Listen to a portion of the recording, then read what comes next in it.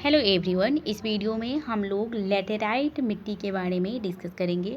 और देखिए, मैंने प्रीवियस वीडियो में आप लोगों के साथ डिस्कस किया था कि जो हमारी जलोढ़ मिट्टी होती है और काली मिट्टी और लाल एवं पीली मिट्टी के बारे में हम लोगों ने देखा था।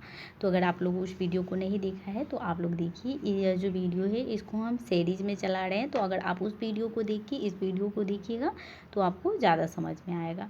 ठीक है, तो चलिए आज की क्लास को हम स्टार्ट करते हैं। देखिए, मैंने सॉइल के बारे में बताया था कि हमारे जो इंडिया है उसमें मुख्य रूप से 6 प्रकार के जो है वह मृदा पाई जाती है, जिसमें हम लोगों ने जलोढ़ मिट्टी, काली मिट्टी और जो लाल एवं पीली मिट्टी है उसको देख लिया था। आज के वीडियो में हम लोग लैटेराइट मिट्टी के बारे में डिस्कस करेंगे।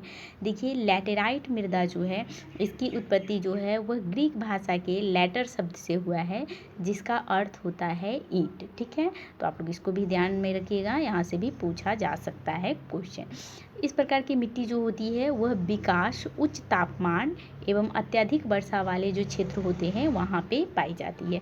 यानी कि जो लैटेराइट मृदा होती है यह मिट्टी उच्च तापमान वाले जगहों पे और जहाँ अत्यधिक वर्षा होती है उस जगह पर यह मिट्टी पाई जाती है। भारत में इस मृदा का विस्तार जो है यानी कि जो लैटेराइट मिट्टी है वो 1.3 जो है करोड़ हेक्टेयर से भी अधिक भूभाग पर यह मिट्टी फैली हुई है। और ऋतुगत भारी वर्षा से ऊंचे सपाट अपर्दित सतहों पर यह मृदा पाई जाती है। यानी कि भारी वर्षा से यह जो ऊंचे जो मैदान होते हैं यानी जो अपर्दित मैदान होते हैं वहाँ पे यह मिट्टी पाई जाती है। और यह मृदा जो है वह लीचिंग का परिणाम होता है। अब देखिए लीचिंग क्या है। देखिए, जब मिट्टी में यानी कि मिट्टी में छोटे बालू के कंकड़ पत्थर होते हैं और वहाँ भारी बारिश होता है, तो बारिश के परिणाम स्वरूप क्या होता है कि मिट्टी जो है वह नीचे चली जाती है और जो उसका ऊपरी परत होता है वहाँ पे जो बालू और कंकड़ के कण होते हैं वह बन जाते हैं। ठीक है, तो लीचिंग के परिणाम स्वरूप जो है वह लैटेराइट मृदा का निर्माण हुआ है, जिसमें ह्यूमस की जो मात्रा है वह नगण्य होती है। ठीक है, यानी कि लैटेराइट मृदा में जो ह्यूमस का मात्रा होता है वह बहुत ही कम होता है और अत्यधिक तापमान के कारण जैविक पदार्थों को अपघटित करने वाले बैक्टीरिया जो है इसमें नष्ट हो जाते हैं। अपक्षय के कारण जो लैटेराइट मिट्टी होती है वह कठोर हो जाती है।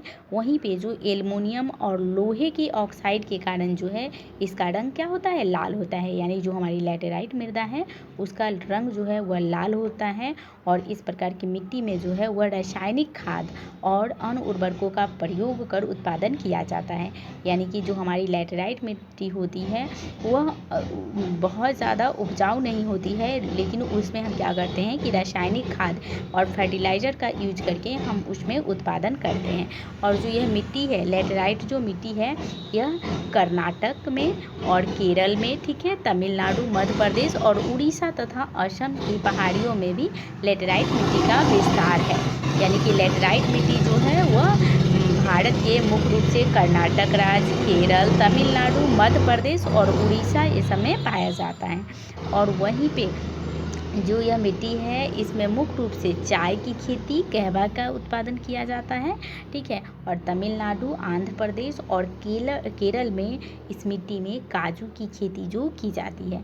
तो देखिए, लैटेराइट मिट्टी में जो है वह काजू की खेती की जाती है, साथ ही चाय और कहवा का भी उत्पादन किया जाता है। और काजू की खेती जो है वह तमिलनाडु, आंध्र प्रदेश और केरल में होता है। ठीक है, और काजू की खेती के लिए जो है वह लैटेराइट मिट्टी को ही उपयुक्त माना जाता है। तो इस क्वेश्चन को भी पूछा जा सकता है कि काजू की खेती के लिए उपयुक्त मिट्टी कौन सी है। ऑप्शन में दे दिया जाएगा जलोढ़ मिट्टी, काली मिट्टी, लैटेराइट मिट्टी। तो इसका राइट ऑप्शन क्या हो जाएगा, लैटेराइट मिट्टी। ठीक है, अब लैटेराइट मिट्टी के बारे में हम लोगों ने देख लिया। अब चलिए हम इसको देखते हैं कि मरुस्थलीय मृदा कहाँ पाई जाती है। तो देखिए, जो मरुस्थलीय मिट्टी होती है यह लंबी शुष्क ऋतु और अल्प वर्षा ह्यूमस रहित जो बलुई मिट्टी वाले क्षेत्र होते हैं वहाँ यह मृदा जो है वह विकसित होती है। इस मृदा में जो है वह संस्तरों का विकास काफ़ी कम पाया जाता है। यानी कि यहाँ जो है इस मिट्टी में अगर कोई भी चीज़ रोपा जाता है तो उसका विकास कम होता है। रासायनिक अपक्षय अत्यंत जो है इस मिट्टी में सीमित होता है। इस मृदा का रंग जो है वह लाल और हल्का भूरा होता है। यानी जो हमारी मरुस्थलीय मिट्टी होती है, मरुस्थलीय सॉइल है, इसका रंग कैसा होता है? लाल होता है और हल्का जो है वह ब्राउन कलर का होता है। और यह मिट्टी जो है, यानी जो हमारी मरुस्थलीय मिट्टी है, वह राजस्थान, सौराष्ट्र, कच्छ, दक्षिणी पश्चिम हरियाणा और दक्षिणी पंजाब में पाया जाता है। यानी कि जो हमारी मरुस्थलीय मृदा है, यह मुख्य रूप से राजस्थान और गुजरात में पाया जाता है। ठीक है, इसमें वनस्पति और उर्वरक खनिज का अभाव पाया जाता है, किंतु सिंचाई की व्यवस्था कर कपास, चावल, गेहूं का भी उत्पादन किया जाता है। ठीक है, तो हम लोगों ने देखा कि मरुस्थलीय मृदा मुख्य रूप से कहाँ पाया जाता है? राजस्थान और जो है गुजरात साइड में पाया जाता है। ठीक है, और इस मिट्टी में किसी भी चीज़ को रोपा जाता है तो उसका विकास जो है वो कम होता है।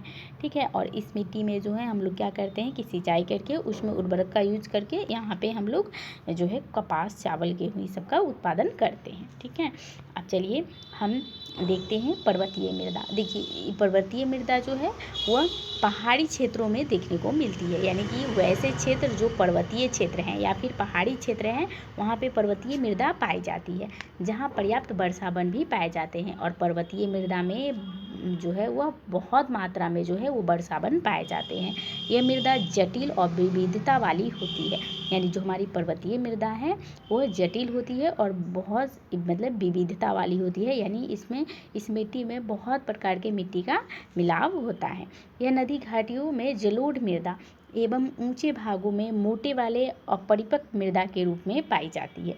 ठीक है, साथ ही पर्वतीय भागों में प्रायः भू आकृति, वानस्पतिक एवं जलवायिक दशाओं में पर्याप्त जटिलता एवं विविधता के कारण यहाँ एक प्रकार के मृदा के बड़े बड़े क्षेत्र नहीं मिलते हैं। हिम आच्छादित क्षेत्रों में इस मृदाओं का अपर्दन हो जाता है और ये अम्लीय और ह्यूमस रहित हो जाते हैं। यानी देखिए जो पर्वतीय मृदा होती है, तो पर्वतीय मृदा में क्या होता है कि जहाँ हिम आच्छादित यानी कि वैसे क्षेत्र जहाँ पे कि बर्फ़बारी होता है, तो बर्फ़बारी के कारण क्या होता है कि मृदाओं का अपरदन होता है, जिसके कारण यह मृदा जो है वह अम्लीय और जो उसमें ह्यूमस होते हैं वह नष्ट हो जाते हैं। ठीक है, नदी घाटी में के निम्नवर्ती क्षेत्रों में विशेषकर नदी सोपान और जलोढ़ पंखों में ये मृदा उपजाऊ होती है। ठीक है, यानी कि जो पर्वतीय मृदा होती है यह विशेषकर नदी सोपान और जलोढ़ पंखों यानी कि जो सीढ़ीनुमा जो स्थान होते हैं वहाँ पे यह मिट्टी उपजाऊ होती है। और यहाँ ढलानों पर जो है वो फलों के बागान और नदी घाटी में चावल, आलू का लगभग सभी क्षेत्रों में उत्पादन जो है वह किया जाता है। ठीक है, यानी जो हमारी पर्वतीय मृदा होती है तो इसमें चावल, आलू इस सब का खेती किया जाता है। और इस मृदा को हम लोग जो है इस मृदा में जो है वह सीढ़ीनुमा जो है वह खेती की जाती है, क्योंकि वहाँ पे जलोढ़ मिट्टी का अंश पाया जाता है। ठीक है, अब चलिए हम एक मानचित्र से देखते हैं कि किस किस जगह भारत के में कौन कौन सी मृदा पाई जाती है। तो देखिए आप लोगों को दिख रहा होगा, देखिए पर्वतीय और वन। अब देखिए पर्वत और वन मुख्य रूप से हम लोगों को कहाँ मिलता है? भारत के उत्तरी क्षेत्र में। ठीक है, उत्तरी जैसे कि लद्दाख, जम्मू कश्मीर हो गया। ठीक है, ये सब इलाका में। फिर यहाँ पे सिक्किम में हो गया। ठीक है, फिर इस क्षेत्र में यानी पूर्वी उत्तर भारत में भी कुछ क्षेत्रों में मिलता है। वहीं पे जो हमारी लाल और पीली मिट्टी होती है, अब देखिए लाल और पीली मिट्टी देखिए कहाँ पाई जाती है, तो आपको दिख रहा होगा यह जो लाल है मिट्टी है ये सब पाया जाता है, यानी कि पूर्वोत्तर भारत और जो दक्षिणी पूर्वोत्तर भारत है, और कुछ जो हिस्सा है वो दक्षिण में और फिर जो है वो दक्षिण पूर्व में जो है वो पाया जाता है लाल एवं पीली मृदा। अब चलिए हम जलोढ़ मिट्टी को देखते हैं। तो जलोढ़ मिट्टी को देखिए, जलोढ़ मिट्टी जो है वो भारत के किस दिशा में पाया जाता है? तो उत्तर में और पूरब में, यानी कि बिहार। अब अभी अपना बिहार कहाँ है? तो बिहार यहाँ है। ठीक है, तो बिहार